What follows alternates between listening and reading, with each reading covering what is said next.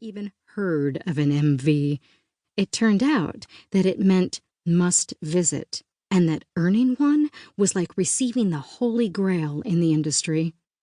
Laney had been so focused on honoring her grandmother's memory by making the tea room a local destination that she hadn't even really considered that her efforts to reestablish a sterling reputation might attract attention in a broader market.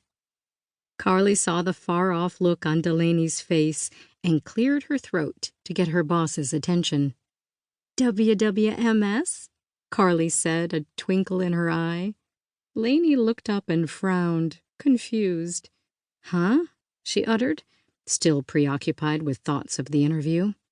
"WWMS. What would Marcy say?" Carly chuckled, seeing light dawn in Laney's eyes. "Good question." Laney let out a breath that stirred the tendrils of hair that had escaped from her messy bun. Carly set the appointment book down and regarded Laney fondly, head tilted to the side. "Just tell the story," she said softly. "You love this place. Tell them about your Grandma Marcy and about your memories of baking cookies with her in the kitchen. The rest will follow naturally." Laney nodded, swallowing past the lump in her throat. "Yeah, I can do that." She smiled faintly, remembering. Over Carly's shoulder, Laney saw a dainty hand waving at them from the far side of the tea room. "We'll be right with you, Mrs. Stewart," Laney said to the older woman. "One of your adoring fans is in need of some attention," she teased Carly, who turned and saw Mrs. Stewart, then held up a finger to let her know that she'd be with her in just a moment. Carly had become something of a rock star among the retiree set, but Mrs. Georgina Stewart seemed to have adopted Carly as a stand-in granddaughter. "She probably wants to know my plans for the weekend," Carly said in a low voice, smiling widely before heading to tend to Mrs. Stewart.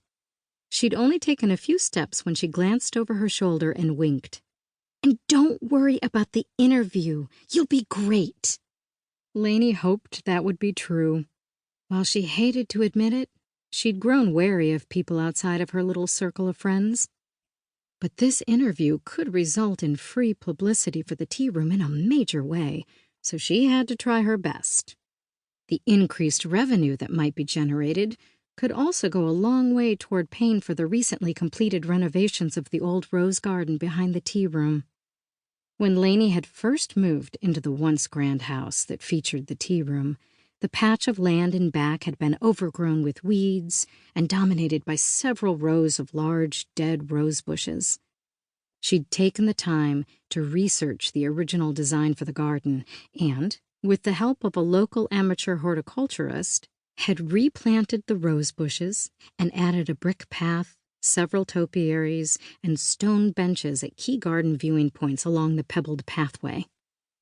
The hobby horticulturist, Dr. Rosemont, had spent many hours of her free time over several months digging, leveling, planting, and shaping the bushes and trees to create a beautifully open yet private space for patrons to enjoy. For her efforts, Laney had placed her on the free tea list.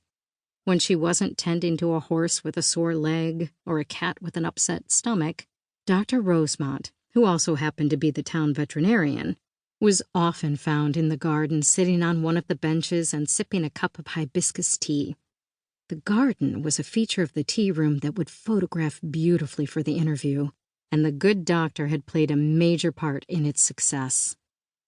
The business growth that would inevitably come from being featured in the magazine would be spectacular, but it also meant that Laney, Carly, and their part-time server Xana would have to make a little extra effort to maintain the quaint atmosphere and close relationship with patrons that they had worked so hard to create.